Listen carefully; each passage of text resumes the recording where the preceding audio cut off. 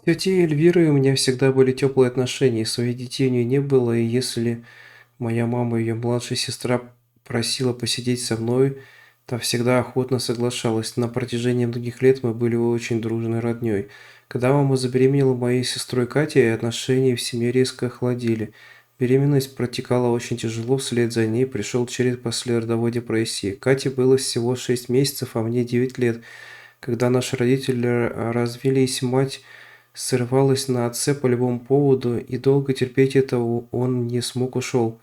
Тетя Эльвира по непонятной причине оказалась в немилости еще тогда, когда мама только узнала, что беременна. Я продолжал общаться с тетушкой, хотя и гораздо реже. Забегала после уроков на чай, помогала мыть окна, поздравляла с днем рождения. Мама открыто этому не препятствовала, хотя было видно ей мои похождения не по душе. Она намекала, что лучше бы я больше сидела с сестрой, капризной, ворчливой Катей. Общение с тетей Эльвирой продолжалось, даже когда мы с мамой и сестрой переехали из родного Черномецка в соседний городок. Я все равно регулярно навещала женщину, которая стала для меня второй матерью. Эльвира никогда не пыталась настроить меня против родной мамы, наоборот, всегда жалела ее и как-то тревожно интересовалась, как у нее дела. Сейчас я часто размышляю о том, как сложились бы обстоятельства, не предприми я попытку воссоединения семьи, точнее, воссоединения двух сестер, мамы и тети Эльвиры. Может, все осталось бы как прежде, и мне никогда бы не пришлось соприкоснуться с чем-то необъяснимым. Не пришлось бы мучиться от страшных подозрений, вглядываясь украдкой в Катино лицо. Не пришлось бы бояться, что чем-то выдам себя, а может, произошедших событий было в любом случае не избежать. Как нельзя избежать оползня, если чей-то крик уже потревожил горные породы. А ехала к тете с четким намерением пригласить ее на Катино 18-летие и уговорить пойти на него любой ценой. Мама с Катей добро уже дали, хотя и неохотно. Все должно получиться. Сколько можно держать в себе дурацкие обиды? Когда тетя Эльвира открыла дверь своей квартиры, я сразу поняла, что-то не так. Растрепанные волосы, мятая футболка, потное раскрасневшееся лицо – все это было совершенно не похоже на мою опрятную тетушку. Наверное, приболела или разбирается с какими-то проблемами. «Все в порядке?» – встревоженно спросила я. «В порядке? А что?» – тетя Эльвира посмотрела мне в глаза, но быстро отвела взгляд. «Просто ты какая-то не такая». Тетушка промолчала, я сняла обувь и протянула ей небольшой крафтовый пакет с подарком, рафаэлками, открыткой и маленьким букетиком сухоцветов.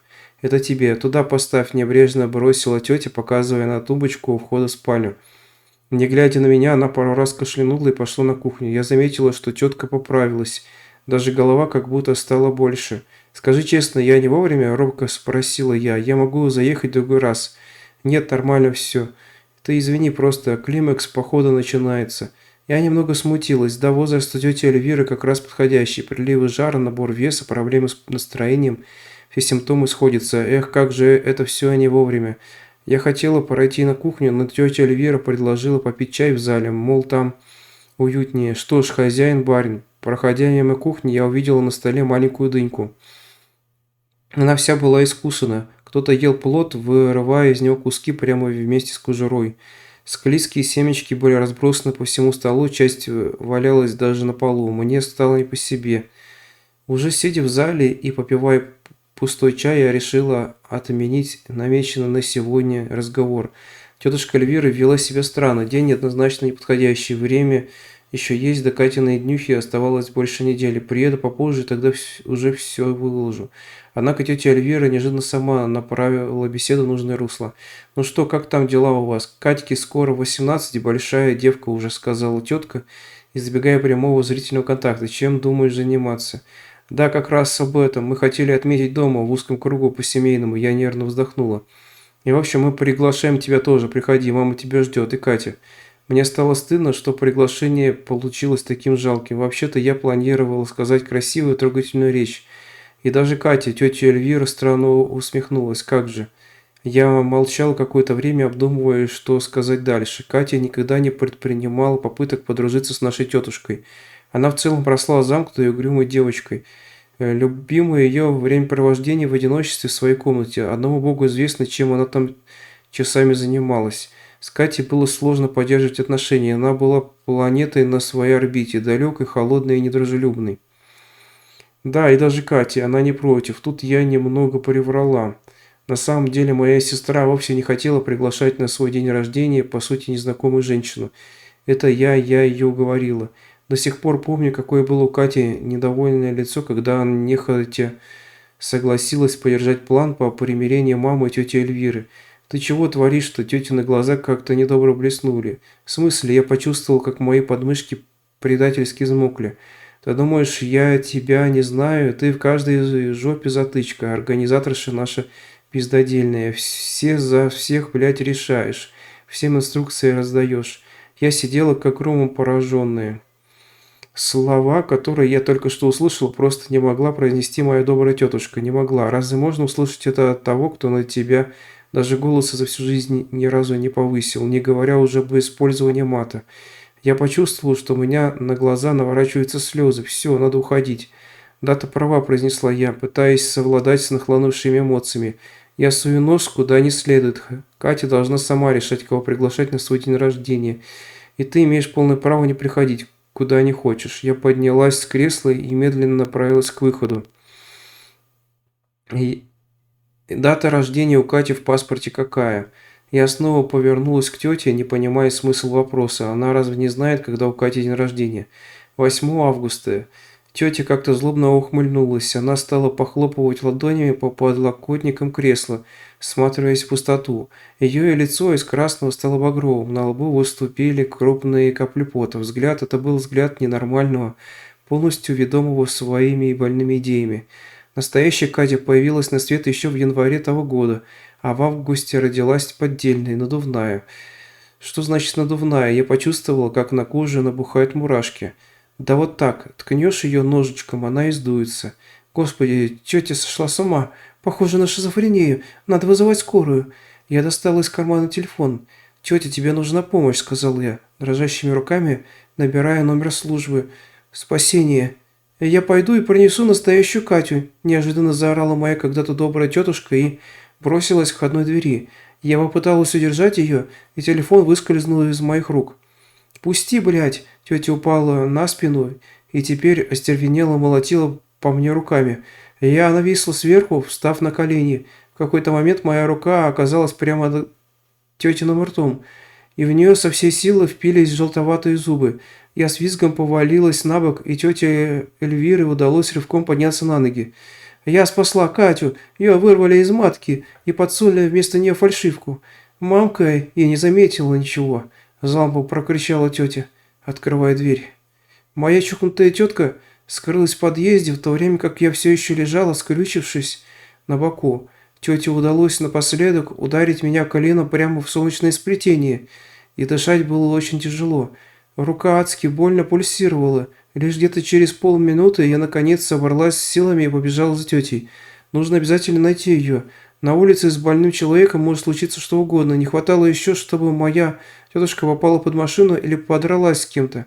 Однако тетя Эльвира не успела ни подраться, ни угодить под машину. Спустившись всего на один лестничный пролет, я сразу увидел ее, распластавшейся на истертых ступеньках, задранной юбкой с разбитой головою. Эта картина до сих пор стоит у меня перед глазами в поразительной четкости. Также я хорошо помню последний тетин монолог. «Я давно тебе сказать хотела, настоящая Катя на даче, я к ней езжу. Она размером с кошку, ни зубов, ни мозгов у нее не выросло. Я мамке показывала ее в тот день, она сказала, что эта кошка ваша, котенка недоношенного родила. Но я знала, что это Катя. Знала, что мне не поверит. И есть твари, они убивают настоящих детей. Я чудом успела спасти. Спроси у Николая Шешелева». Потом были крики, звонки, бесконечные вопросы и соболезнования. Скоро ехала долго, и тетушка впала в кому. Уже на третий день она умерла в больнице, не приходя в сознание. Объясняя матери случившееся, я не вдавалась в подробности. Мне не хотелось снова погружаться в лютый шизофренический бред, услышанный от тети. Катя и вовсе оказалась совершенно равнодушной к смерти родственницы. Человек по имени Николай Шешелев долго не давал мне покоя. Я даже не была уверена, что правильно расслышала фамилию. Поисковик выдал, что есть некий Николай Шешелов, специализирующий на аномальных явлениях. Мда, спрашивать я у него, конечно же, ничего не буду. Для меня не стало особым сюрпризом то, что тетя Эльвира завещала мне свою двушку и дачу на Черномецком районе. Жить в тетиной квартире мне не хотелось, поэтому я решила сдавать ее в аренду. Уборка здесь далась мне тяжело. Каждая вещь напоминала о горячо любимой второй матери, которая под конец жизни сошла с ума. Однако я даже не подозревала, что ожидает меня на даче. На тетину дачу я поехала уже в середине сентября. Взяла такси, как сейчас помню. В тот день стояла солнечная сухая погода, отодвигавшая наступление традиционной осенней хандры. Я планировала быстро убраться в доме и, исходя из его состояния, решить, что делать с дачей дальше. До этого я ни разу здесь не была. Тетя за год почему-то никогда меня не приглашала. Прибыв на место, я первым делом пошла на остановку и посмотрела расписание автобусов. Вернуться решила общественным транспортом, чтобы сэкономить. Нашла рейс через 3,5 часа, времени на уборку как раз должно хватить. Нужный домик я нашла быстро, старый, но аккуратный.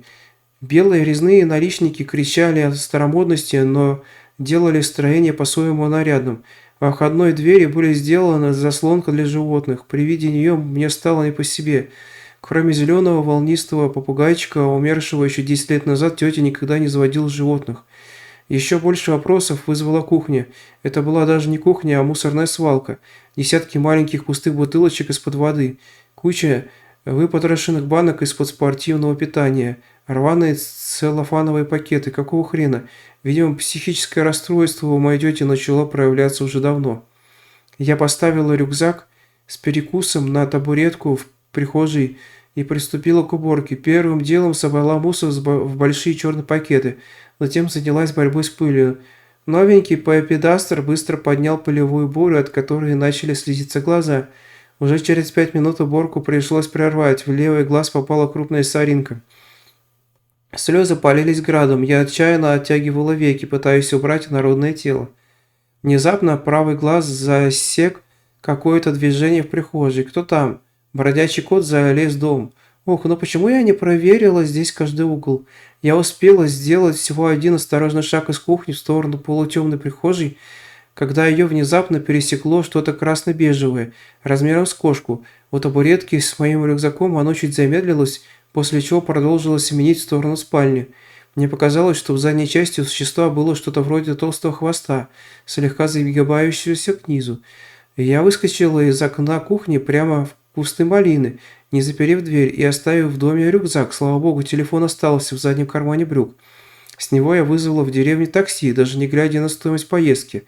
Дачу я сначала думала продать за любую цену, хоть замрот.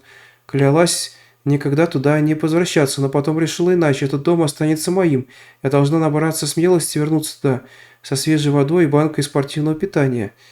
П.С. И все же придется задать Шешелову пару вопросов.